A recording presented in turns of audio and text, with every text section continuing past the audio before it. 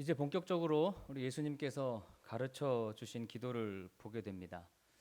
일반적으로 우리 교인들은 이 주기도문을 외우고 암송하는 것으로 그렇게 그런 형태의 기도라고 생각하지만 정작 예수님은 단 한 번도 주기도문을 암송하도록 강요하지 않으셨습니다. 그래서 이 말씀을 이렇게 준비하면서 옛날을 돌이켜 보면 옛날에 주일학 선생님들은 왜 그렇게 강요하셨던지요. 주기도문을 외워라. 부모님들도 그러시죠. 주기도문 외워라. 근데 보니까 예수님은 한 번도 주기도문을 외워라 그러지 않으셨어요. 이 주기도문은 우리가 어떻게 기도해야 하는지의 그 방식이고 어떤 기도의 내용으로 드려야 하는 그 내용의 차원이지 이것을 외워서 그대로 하라고 하는 것은 아니었습니다. 더군다나 주기도문이 나오는 위치가 그냥 일반적으로 기도를 가르쳐 주기 위해 말씀하신 그런 위치가 아니라 산상수훈의 한 가운데에 자리하고 있으면서 우리가 서기관들이나 바리새인들보다 더 나은 기도를 드리려면 이렇게 기도해야 되고 이방인들처럼 중언부언하지 않고 우리의 필요를 다 하시는 하나님께 굳이 그런 많은 기도가 아니라 꼭 필요한 기도, 반드시 해야 될 기도를 해야 되는데 바로 그게 이런 기도다라고 하는 가르침을 우리에게 알려주고 있는 것입니다. 기도는 기독교인들만 하는 게 아닙니다. 이방 종교도 다 하고요. 다른 종교, 무슨 종교를 가지고 있다면 기도를 다 하고, 그리고 종교를 가지고 있지 않은 사람들도 마음의 소망과 자기의 소원을 무언가에게 아뢰는 형식으로 다 기도할 수 있죠. 그렇기 때문에 기도를 바르게 배워서 하는 것이 얼마나 중요한 일인지 모릅니다.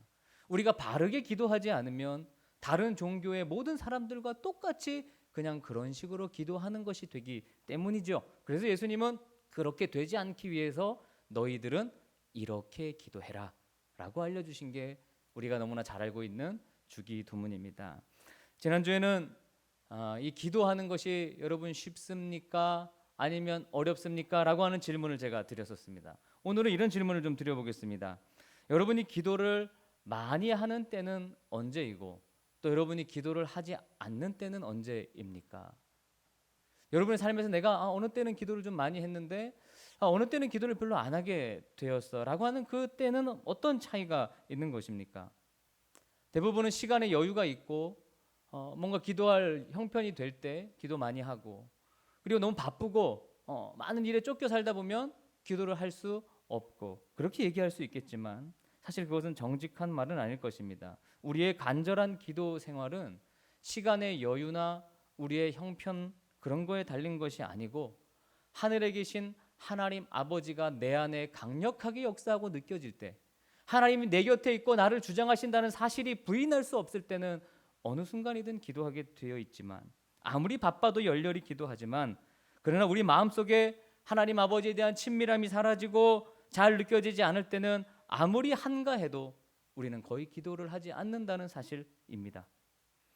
그럼 주기도문을 이제 본격적으로 시작하면서 여러분에게 간절히 부탁합니다. 이 기도를 통해 여러분의 마음에 영적 부흥이 오기를 기대하고 소망하십시오. 그동안 세상을 보고 살았다면, 내 안위와 나의 성공만 보고 살았다면, 내 자식의 행복만 보고 살았다면 이제 눈을 들어 하늘에 계신 하나님 아버지를 바라보며 사십시오. 우리의 문제는 땅에 있지만 그 문제의 해결은 저 하늘에 있습니다. 하늘로부터 오는 것입니다. 주기도문은 크게 두 부분으로 나뉘어져 있습니다. 각각 세 가지 기도 제목을 담고 있어요. 오늘부터 하나씩 살펴보겠습니다. 그러면 6번이 되겠죠. 첫 번째는 하나님을 중심으로 한 기도고, 두 번째 부분은 나의 필요를 아뢰는 기도입니다.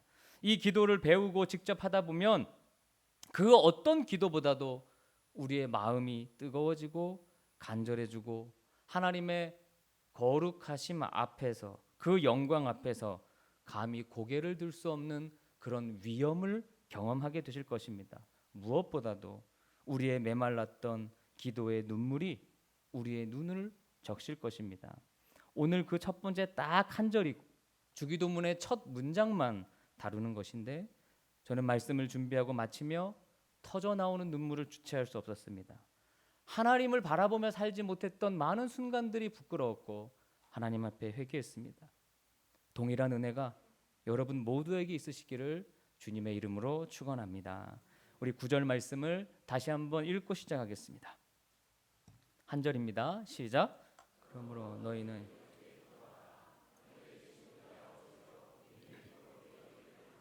아멘. 그러므로 너희는 이렇게 기도해라. 위선자들은 이렇게 하고 이방인들은 이렇게 하는데 너희 하나님은 너희 필요를 다 아신다. 그러므로 이렇게 기도해라 라고 하는 거예요. 이 관점은 마태복음 6장 전체에 다 나옵니다. 공중에 나는 새를 봐라. 하나님 다 알아서 먹이신다. 하물며 너희일까 보냐 믿음이 적은 자들아. 너희는 이렇게 기도해라. 이방인들이 자기네가 만든 신 앞에 나아갈 때는 그 필요를 꼭 얻기 위해서 나아가지만 우리는 그들의 기도하는 개념이 다르다. 그러면서 처음 시작하는 것이 하늘에 계신 우리 아버지, 영어는 Our Father in Heaven으로 시작합니다. 영어를 보면 하늘이 먼저 나옵니까? 아버지가 먼저 나옵니까? 아버지가 먼저 등장합니다. 헬라어 원문도 아버지가 먼저 등장합니다. 혹격, 아버지라고 부르는 단어가 시작해요. 그러니까 기도를 아버지라고 부르는 그 부름으로써 기도를 시작하라는 것입니다. 아버지.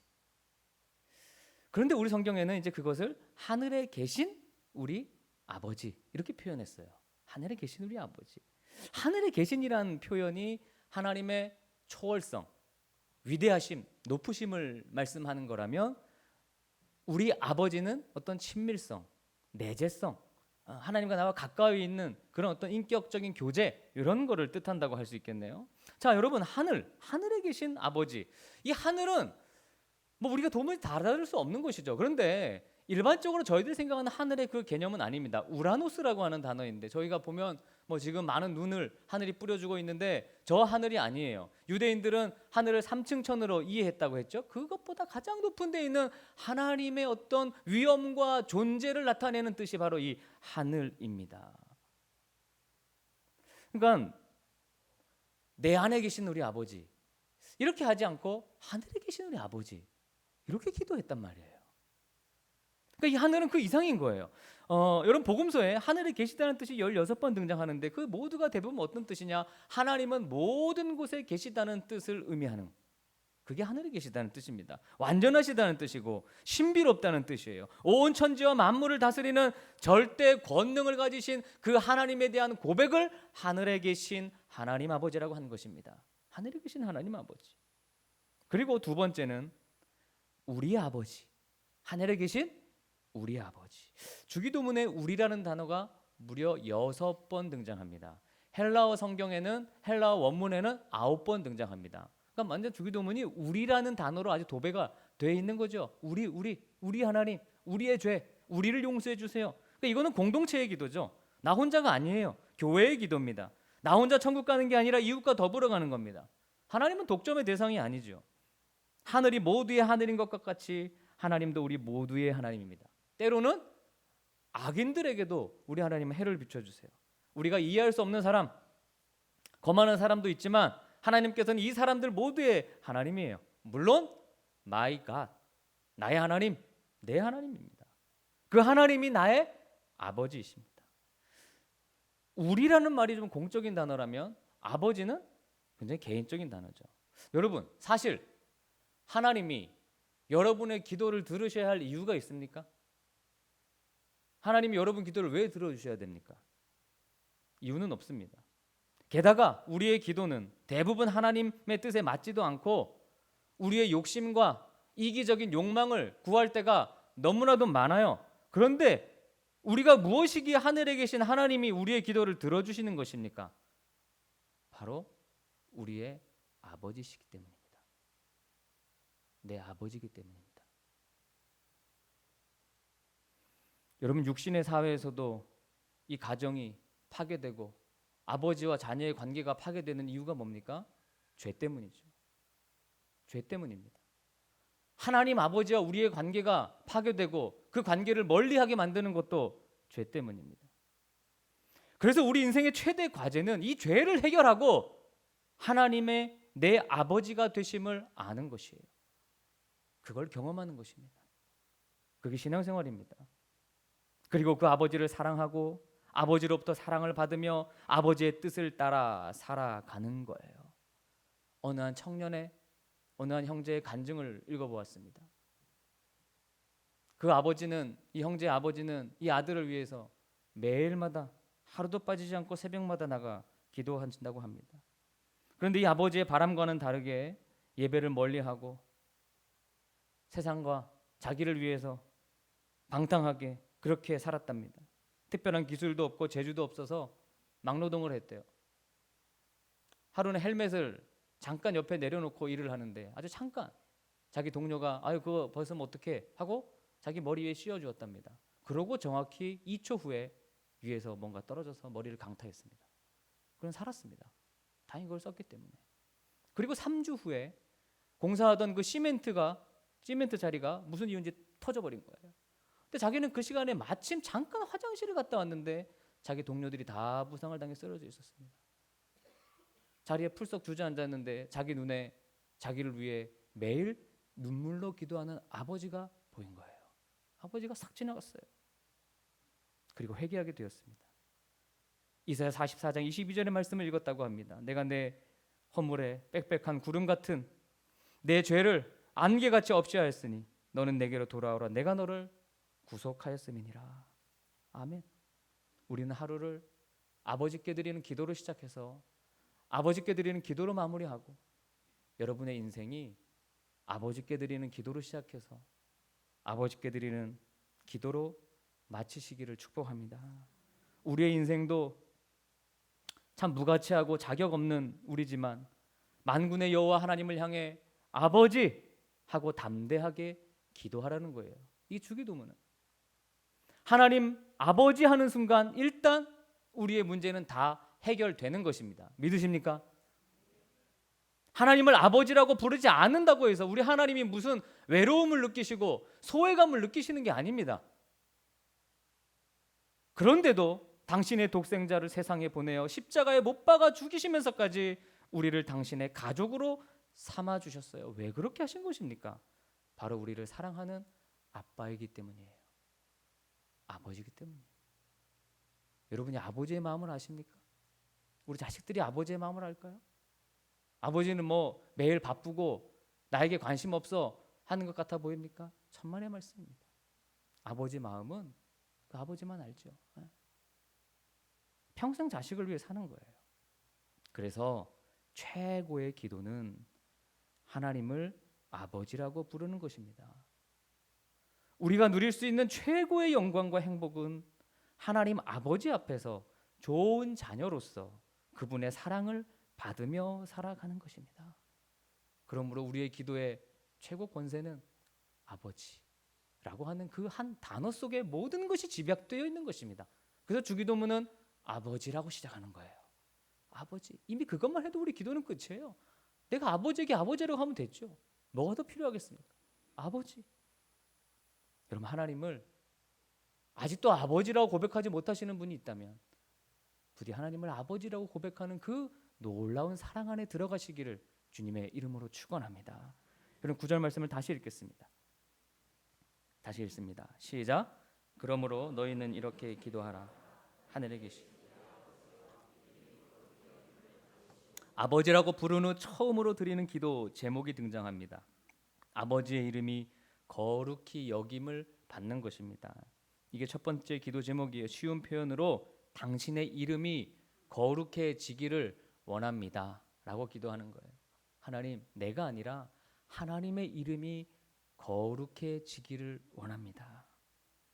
주기도문은 하나님을 부르며 시작해서 하나님의 이름이 거룩히 여김을 받으시도록 기도하고 하나님의 나라와 권세와 영광이 영원히 아버지께 있다는 말로 끝맺습니다. 그러니까 처음부터 끝까지 하나님 중심이에요. 우리에게는 좀 익숙하지 않은 기도의 순서고 내용이죠. 그러나 바로 이것이 이방인이 아닌 우리 신자들이 자녀들이 해야 할 기도라는 것입니다. 하나님의 이름이 거룩히 여김 받도록 기도하고 하나님의 이름이 거룩히 여김 받도록 여러분 살아가셔야 합니다. 우리 성도들이 착각하는 거, 하나님을 모르는 사람들이 하나님을 모독한다고 생각해요. 그러나 그들은 모독할 자격조차 없는 사람들입니다. 그러면 대다수는 우리 성도들이 하나님의 이름을 거룩히 여기지 못하는 삶을 사는 것입니다. 즉 우리가 하나님의 이름을 거룩히 여기지 못하는 것이죠. 우리 때문에 하나님의 이름이 세상에서 더럽힘을 입는 거예요. 로마서 2장 24절은 그것을 아주 분명하게 우리에게 말씀하고 있습니다. 같이 읽습니다. 시작. 기록된 바와 같이 하나님의 이름이 너희 때문에 이방인 중에서 모여. 네, 누구 때문에요? 너희 때문에. 우리 때문에. 네. 우리 믿는 자들 때문에 하나님의 이름이 이방인들에게, 믿지 않는 자들에게 모욕을 받는데요. 거룩함이 땅에 떨어진대요. 우리 때문에 높임을 받아야 할 하나님의 이름이 이 산상수훈이 가르치는 말씀대로 살지 못해서 모독을 받는다는 것입니다. 그럼 다윗이 왜 그렇게 쓰임받고 하나님께 합한 자라는 인정을 받았습니까? 그는 차라리 내가 죽을지언정 내 눈앞에서 하나님의 이름이 모욕받는 것은 견딜 수 없다고 고백했어요. 골리앗과 맞서 싸웠습니다. 골리앗의 망언을 들으면서도 그 침묵했던 이스라엘 백성들은 하나님을 안 사랑했던 것일까요? 안 사랑했던 것입니다. 그들은 진정한 의미에서 하나님 사랑하지 않았습니다. 하나님의 이름이 모욕당하는데 아무런 의분을 느끼지 않았습니다. 그럼 모세가 가나안 땅에 들어가지 못한 것을 민수기 20장 12절은 굉장히 흥미롭게 우리들에게 소개하고 있습니다. 한번 읽어봅니다. 시작. 여호와께서 모세와 아론에게 이르시되 너희가 나를 믿지 아니하고 이스라엘 자손의 목전에서 내 거룩함을 나타내지 아니한 고로 너희는 이 회중을 내가 그들에게 준 땅으로 인도하여 드리지 못하라. 네, 하나님의 이름의 거룩함을 너희가 드러내지 않았기에 들어가지 못한다. 사랑하는 여러분, 비록 이 세상에서는 이름도 없이 빛도 없이 가진 것 없이 누린 것 없이 아무것도 없이 살다 간 사람이라도 하나님의 이름을 위해 살았다면 그날에 받게 될 칭찬과 영광은 말로 다 할 수 없을 것입니다. 그래서 주기도문의 첫 문장은 우리에게 폭풍처럼 질문합니다. 당신의 삶의 목적은 무엇입니까? 여러분이 이 세상에서 살아있는 이유는 무엇입니까? 하나님의 이름, 그분의 영광, 그분의 이름의 명예가 드높아지는 것이 하나님께서 여러분을 구원하신 목적임을 알고 계십니까? 여러분이 진정 그리스도인이라면 아무리 멀고 먼 이 세상 땅 끝이라 할지라도 하나님의 이름이 거룩히 여김받는 소식이 들릴 때 우리의 가슴이 뛰고 기쁨에 벅차오를 것입니다. 그러나 어디선가 하나님의 이름이 거룩히 여김받지 못하고 모욕받는다는 소식이 들어올 때 그것이 마치 나의 죄 때문인 것처럼 아파하고 비통해할 것입니다. 왜 우리는 그래야 합니까? 하나님을 거스르는 것이 내 본분인 것처럼 그렇게 불순종하며 살아온 나임에도 불구하고 하나님은 내가 그렇게도 많이 지은 죄보다 진실한 회개를, 한 번의 회개를 기억하고 계십니다.